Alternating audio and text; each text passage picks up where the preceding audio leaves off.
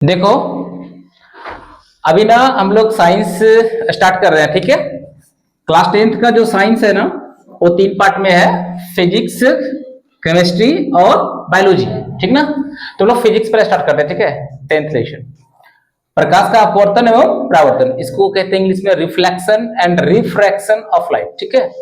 तो देखो, प्रकाश होता है क्या, लाइट क्या है, ध्यान दो, इधर लिखा रही हो।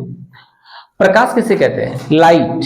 लाइट है क्या, प्रकाश वह बाह्य कारक है जिसके मदद से हमें किसी वस्तु को देखने की अनुभूति प्राप्त होता है, जिससे हम किसी वस्तु को देख पाते हैं, ठीक है। जैसे मान लीजिए हम टॉर्च जलाते हैं ना, तो जिस वस्तु को देखना होता है ना, उस पर हम लोग टॉर्च जलाते हैं, ना कि अपने आंख में जलाते हैं, है ना।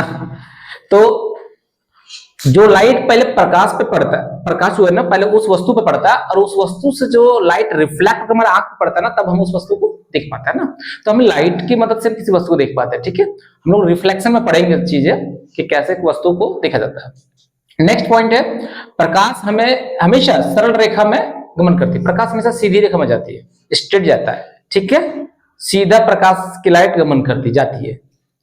ये काफी इंपॉर्टेंट है, 1 मार्क्स के लिए क्लास 10th में बहुत इंपॉर्टेंट आता है, 1 नंबर में कभी भी पूछता है, इसको ध्यान रखना। ये भी इंपॉर्टेंट है, निर्वात में प्रकाश की चाल 3 × 10⁸ मीटर पर सेकंड होता है। ये याद रखना, 1 मार्क्स का वीवीआई क्वेश्चन से कभी कभी एग्जाम में रेयरली पूछ ही देता है। और इसको देखिए, प्रकाशीय दृष्टिकोण से पदार्थ के प्रकार, प्रकाशीय दृष्टिकोण से ना प्रकाश के पदार्थ के 3 प्रकार होते हैं। कितने प्रकार होते हैं, समझ आ रहा है तुमको, इधर ध्यान से देखना। पारदर्शी पदार्थ, अपारदर्शी पदार्थ, पारभासी पदार्थ, ठीक है। पारदर्शी पदार्थ जिसमें प्रकाश की किरण आर पार हो जाए, उसे क्या कहते हैं, पारदर्शी पदार्थ कहते हैं। और जिसमें प्रकाश की किरण आर पार ना हो, उसे अपारदर्शी पदार्थ कहते हैं, ठीक है।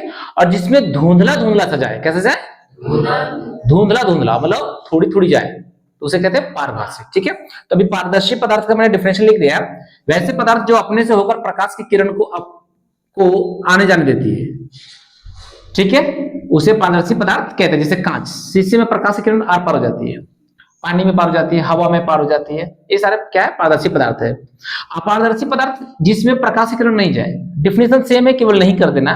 वैसे पदार्थ जो अपने से होकर प्रकाश की किरण को आने जाने नहीं देती है, उसे अपारदर्शी पदार्थ कहते हैं। जैसे ईंट, पत्थर, इस लाइट अगर तुम फोकस करोगे तो वो रे किरण जो होता है ना, उधर नहीं जाएगा, आर पार नहीं होता है, ये क्या होगा, अपारदर्शी पदार्थ। एक बच गया पारभासी, बोलो।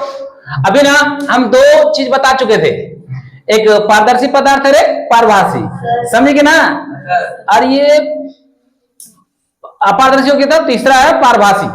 पारभासी पदार्थ किसे कहते हैं, बताओ किसे कहते हैं, वैसे पदार्थ जो अपने से होकर प्रकाश की किरण को धुंधला धुंधला आने जाने थे। कैसे जाने जाने थे, धुंधला धुंधला, ठीक है। जैसे देखो, कागज में तुम तेल लगा दोगे तो उसमें प्रकाश से पास करोगे ना, तो किसी किरण धुंधला धुंधला से जाएगा, ठीक है। ये तो घिसा हुआ कांच, घिसा हुआ कांच, ये प्रकाश पारभासी पदार्थ का उदाहरण है, ठीक है। कोई दिक्कत है, तो नेक्स्ट टॉपिक जो हम पढ़ेंगे वो है दर्पण। क्या है, दर्पण को अंग्रेजी में क्या कहते हैं, मिरर। क्या कहते हैं, मिरर 2 प्रकार होता है, एक समतल दर्पण है, एक गोलीय दर्पण।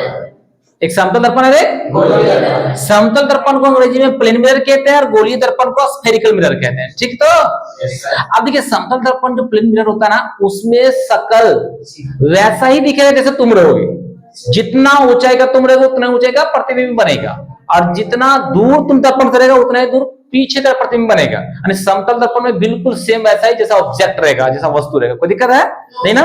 लेकिन अब गोलीय दर्पण का ना 2 पार्ट हो गए। कितने पार्ट हो गए, इसके 2 बेटे, एक अवतल दर्पण है, एक उत्तल दर्पण। भाई अवतल दर्पण को कनकेव मिरर कहते हैं। क्या कहते हैं, कोई दिक्कत होगा भी कैसे, ध्यान दीजिए इधर। उत्तल दर्पण को कहते हैं कन्वेक्स मिरर। क्या कहते हैं, अब अवतल दर्पण में होता है क्या बाबू, इसमें जो पेंट जो होता है ना, जिधर दर्पण में पेंट देख सकते हैं तभी हम शक्ल को देख पाते हैं ना, तो जिधर पेंट तो ऑपेक होता है ना, वो बाहर तरफ से होता है, उभरा हुआ तरफ पेंट होता है। और जो इधर धंसा होता है ना, गहरा होता है ना, गहिर रहता है ना, उधर होता है क्या, परावर्तक सतह। उधर क्या होता है, जिधर से हम लोग अपना मुंह देखते हुए कितना सुथर लग रहे हैं ना, उसी में होता है। और ये उत्तल दर्पण जो होता है ना, वो परावर्तक सतह उभरा हुआ तरफ रहता है, फूला हुआ जिधर रहेगा ना उधर रहता है परावर्तक सतह, ठीक है। और इसका पेंट जो होता है वो भीतर से होता है, इधर से अंदर, जिधर ढोकल रहता है ना अंदर से उधर। और इसमें परावर्तक सतह इधर ढोकल रहता है, उधर परावर्तक सतह होता है। इसमें उभरा जिधर रहता है ना वो परावर्तक सतह। कोई दिक्कत है नहीं ना, कोई प्रॉब्लम? Good, very good. तो आप लोग ने अच्छी तरह समझ गए अवतल और उत्तल दर्पण किसे कहते हैं। बाकी हम बताएंगे आगे अवतल दर्पण कहते किसको है, उत्तल दर्पण है क्या। आप जब जानेंगे क्या होता है, इसका उपयोग कहां होता है, कैसे क्या होता है, मैं बताऊंगा नेक्स्ट क्लास में। ओके, अब नेक्स्ट टॉपिक जो है ना वो प्रतिबिंब है। क्या है, दर्पण। हम लोग जानेंगे कि दर्पण कितने तरह का होता है। कोई दिक्कत है नहीं ना। अब दर्पण के बाद प्रतिबिंब इमेज। प्रतिबिंब मींस इमेज।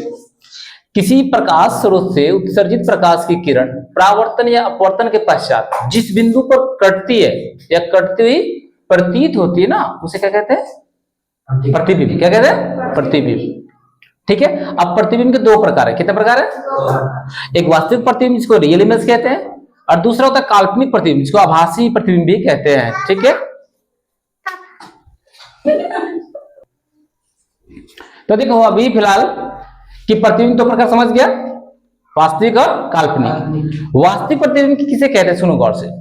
किसी प्रकाश स्रोत से उत्सर्जित प्रकाश की किरण है परावर्तन या अपवर्तन के पश्चात जिस बिंदु पर कटती है, ये क्या होगा, जिस बिंदु पर कटती है उसे वास्तविक प्रतिबिंब कहते हैं। और काल्पनिक में क्या होता है, जहां कटती हुई प्रतीत होती है। कटती हुई क्या होती है, प्रतीत होती है, उसे क्या कहते हैं, काल्पनिक प्रतिबिंब। जैसे हम इमेज के साथ बताएंगे आपको आगे के क्लासेस में, आपको बताएंगे कि प्रतिबिंब कहां कटती हुई प्रतीत होती है और कहां एक्चुअल में कटती है, जब कहां रियल इमेज बनती है और कहां काल्पनिक इमेज बनती है ना, वो मैं आपको फिगर के साथ बताऊंगा नेक्स्ट टाइम। ठीक है, कोई दिक्कत, इसके डेफिनेशन को नोट कर लीजिए।